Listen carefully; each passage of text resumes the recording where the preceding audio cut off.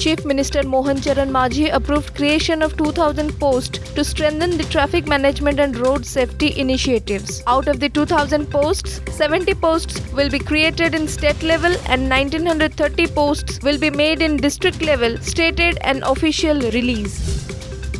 In a major decision, Chief Minister Mohan Charan Majhi on Thursday announced a significant increase in the monthly salaries of Odisha Special Striking Force OSSF personnel. Constables' salary raised from 30,000 to 45,000 and the salaries of Lance Naiks and Havildars increased from 32,000 to 50,000. Junior commissioned officers' salary also increased from 40,000 to 55,000. Former Chief Minister Naveen Patnaik today filed nomination for the post of BJD President for the 9th term. Patnaik is the only leader to have filed nomination papers before returning officer Pratap Kesari Dev. The Biju Janata Dal recently announced names of presidents of 18 organizational districts. Odisha Chief Minister Mohan Charan Majhi highlighted the state's remarkable strides in infrastructure development and education during a scheme commemorating Dr. Hare Krishna Mahatab's 125th birth anniversary. Union Minister Nitin Gadkari, who was on Odisha visit, delivered the memorial lecture at Ravenshaw University. Gadkari said not only Odisha but also the entire nation draw inspiration from Dr. Hare Krishna Mahatab's life and philosophy.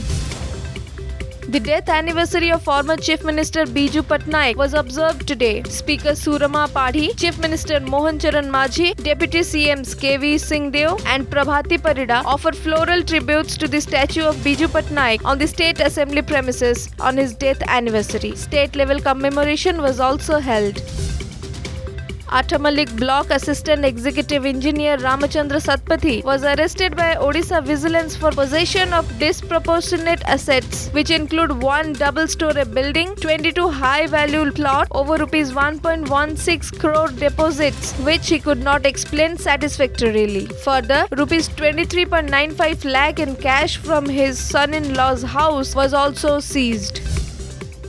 Union Minister Amit Shah today commended the Central Reserve Police Force for its successful action against Naxals and reiterated that Maoism will be wiped out from India by the end of March 2026. The Union Minister was addressing an assembly of brave soldiers of the CRPF on the 86th Rising Day Parade of the force in Neemuch, Madhya Pradesh. Shah said the CRPF rendered unparalleled service to the country.